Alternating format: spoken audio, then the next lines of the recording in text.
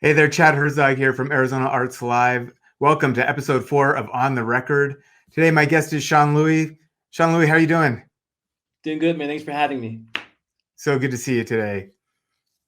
So, Seanloui, can you tell us what brought you to Tucson?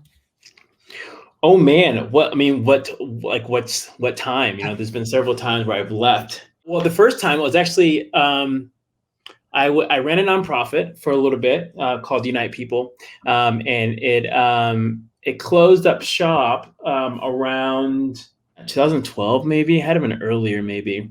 But in any case, I was on tour with the band. I was like their merch guy. So in those times there was like Invisible Children was doing it, big thing called Roadies, and so the nonprofit that I was in called Unite People. They had me go with the band who was from Tucson called Signals. So when the company went under, I kind of came out here off the tour, and I was homeless, no job, and so the Tucson community kind of kept me up afloat for the next like week or so until I got myself back to California, which is where I'm from. So in the process of during that tour I was on, it was a national tour.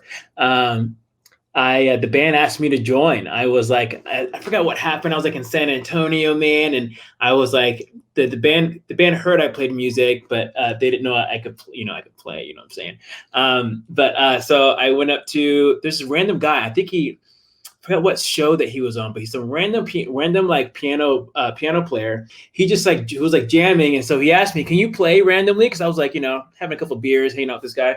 And I said, yeah. And so I played, and so the band invited me to join the band. And so I kept flying back and forth between gigs and tours between LA and Tucson.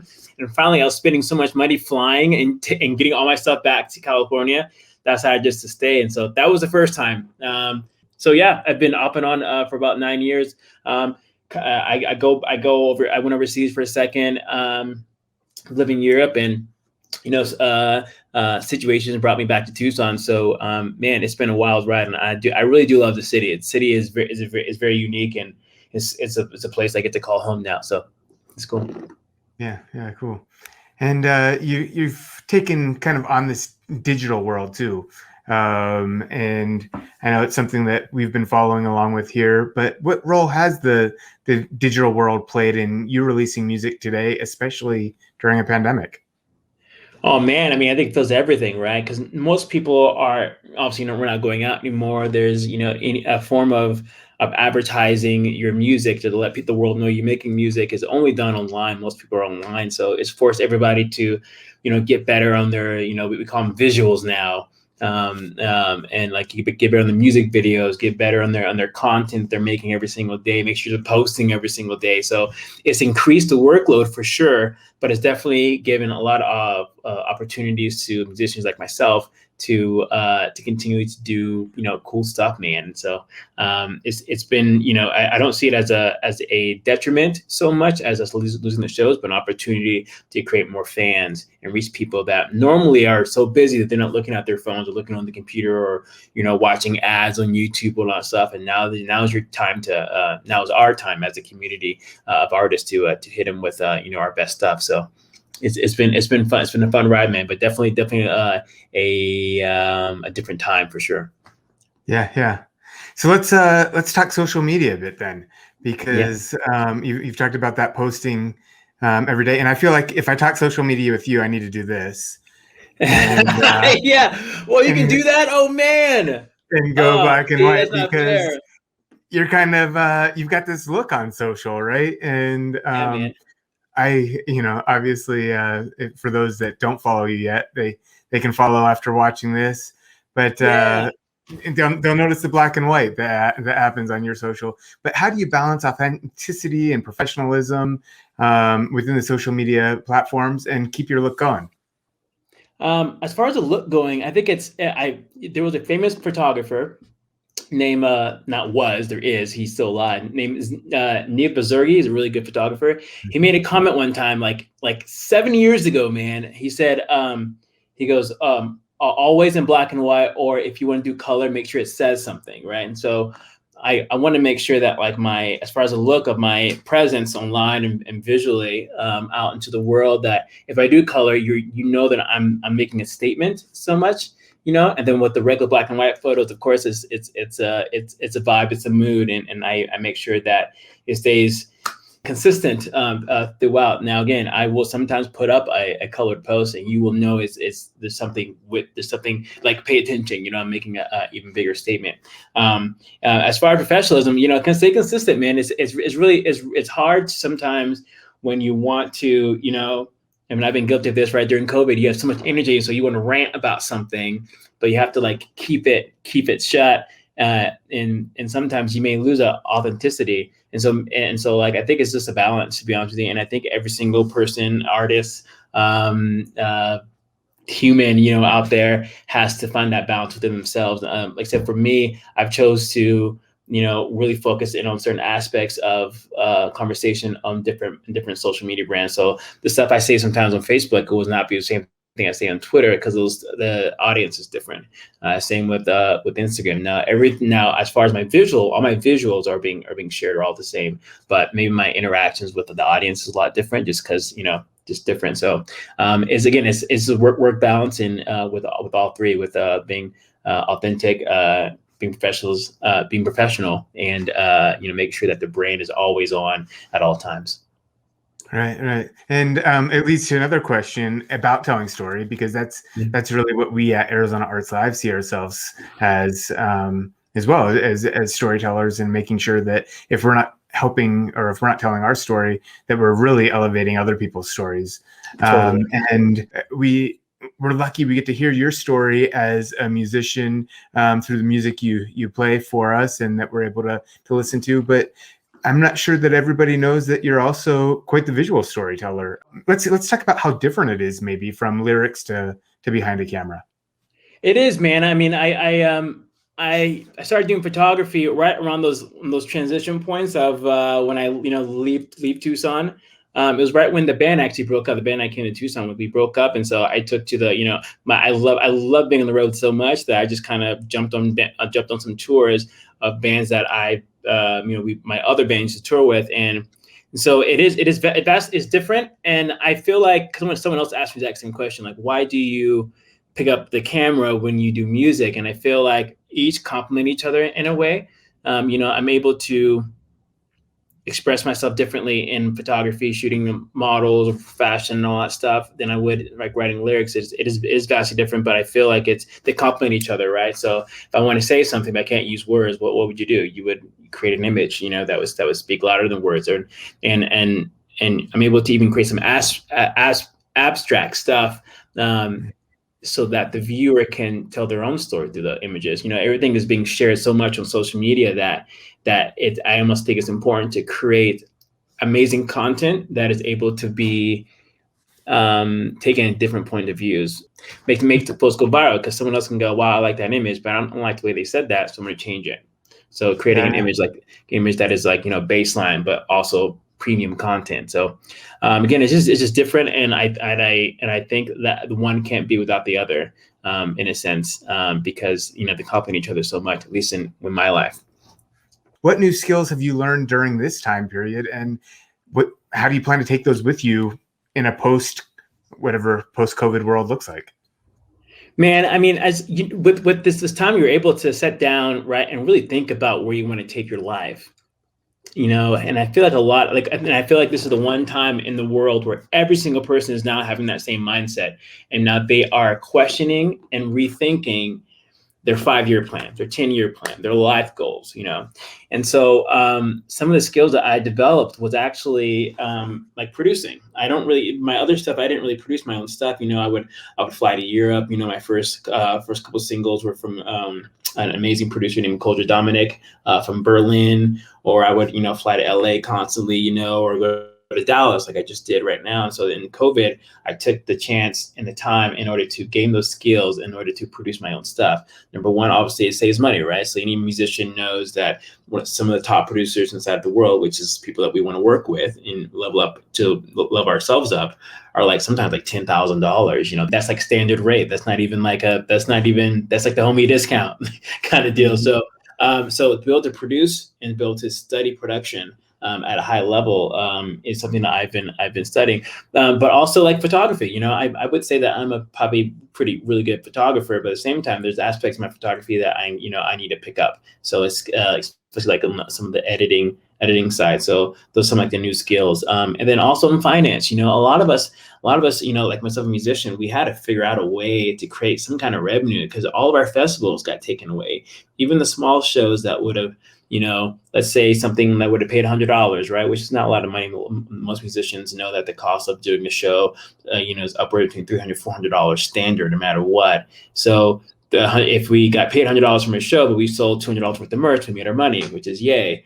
But now we can't do any of that. So it's able to be, you know, more creative and to almost learn more the business aspect of the music industry. And that's the skill that I've picked up on and really studying. You know, there's a craft to learning music, and there's a craft to learning the business side of music. And so I've definitely taken my time with intention in order to learn that. And so it's been fun, man. And of course, you know, I've been cooking at home. I'm an amazing cook now, so let's not kid ourselves. Oh, yeah. I can make some really good gumbo. Yes. Oh, my friend, I am legit okay with that stuff now. So, but yeah, so those are some of the skills that I've learned, and you know, it's again a lot of it must to do with like just like the business side of everything. Because again, we took those hits, and most musicians that took those hits had to go work a day job, and so.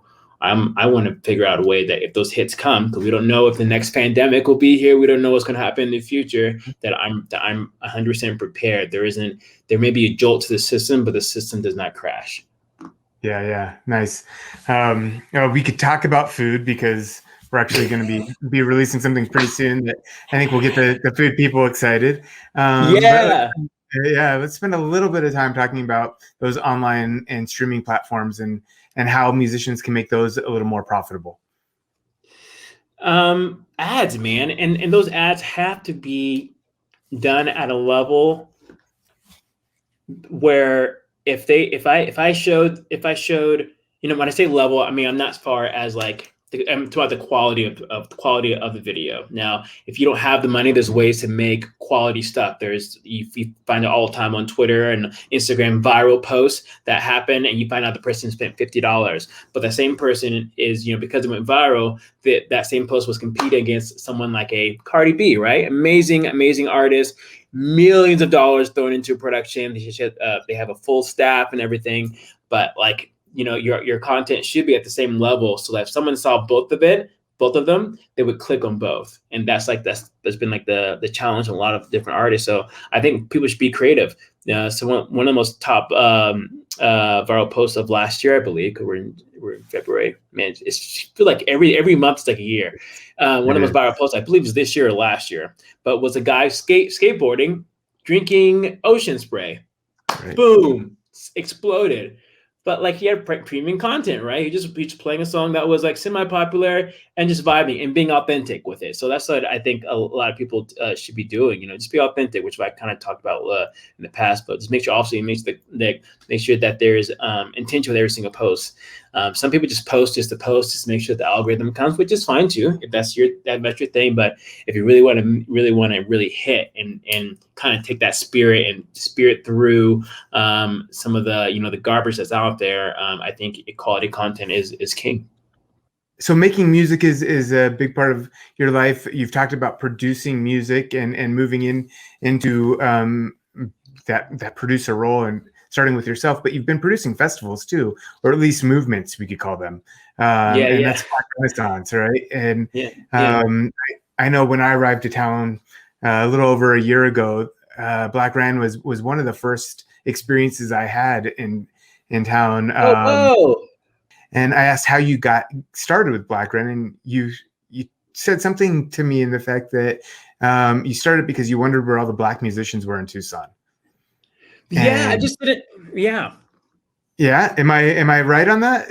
I didn't dream that up. I mean, yeah. I mean, it started like a little bit before when I started. You know, I've been in Tucson for 6-7 years, but I would never find any Black people. You know, I would never find the Black community inside Tucson, and I realized I knew a lot of people, and so I just decided to just, you know, meet more people to find those Black people. So I realized towards the probably middle of my experience of like, intention of trying to find a Black community, that every person inside Tucson knows a Black person, but not every Black person knows another Black person. So I decided to just meet a ton of people.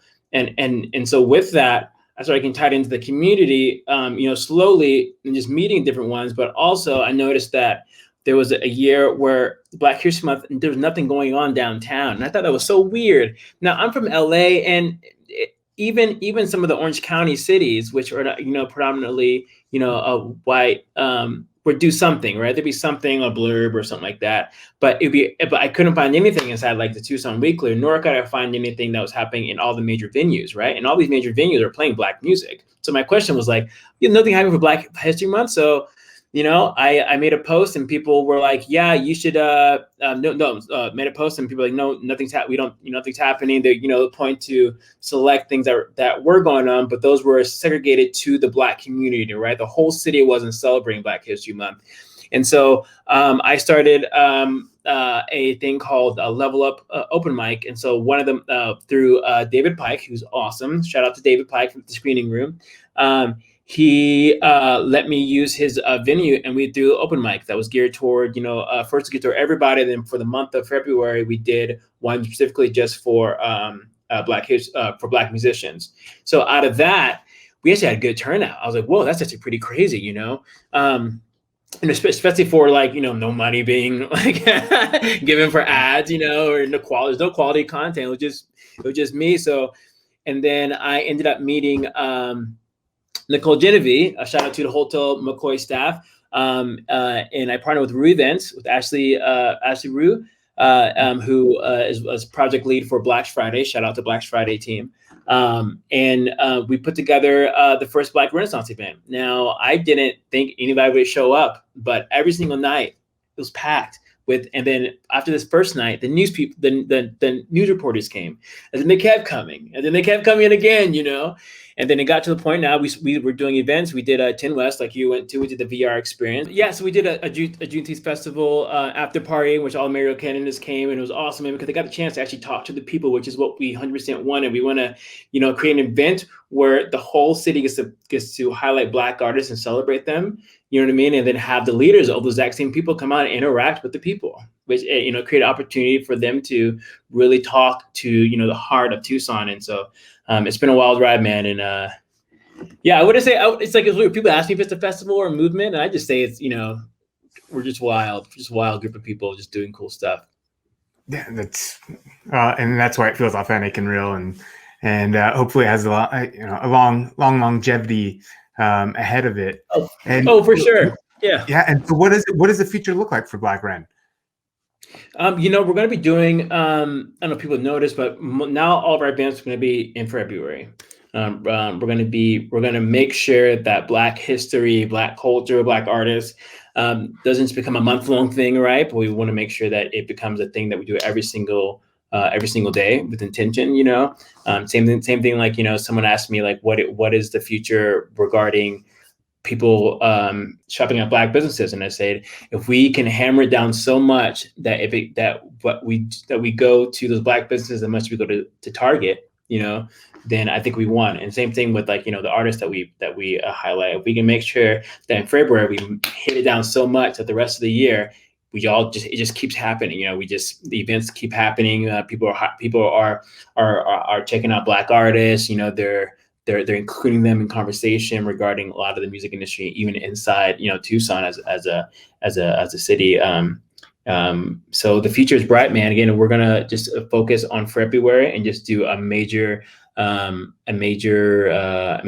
event. Now, I don't want to give away too much stuff, but it's gonna be a thing. It's gonna be a thing that like the state is gonna be shaken every single February by, and we'll continue to do so. This year is no different. We partnered with a ton of people. Bookman did partner with Bookman's, Cartel Coffee again, Rialto, KXCI, Hotel Congress pretty soon, and then highlighting Black artists all across the state. And it's been so fun. It's been so fun.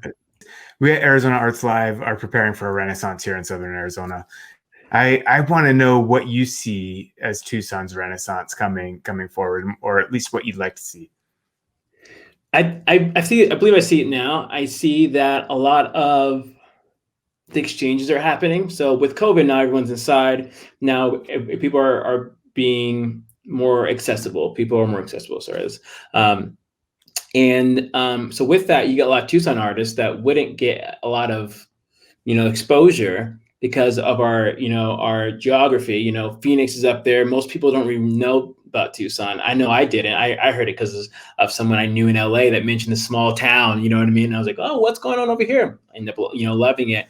But so a lot of artists are now finding themselves at the same level as everyone else because of COVID. COVID was I call the great equalizer of our generation. It made everything go back to zero. So you have someone like a Anderson .Paak who's now competing for the same audience as someone randomly in Tucson, Arizona. And so a lot of the artists inside Tucson have been reaching out to bigger platforms and getting exposure, getting those those placements.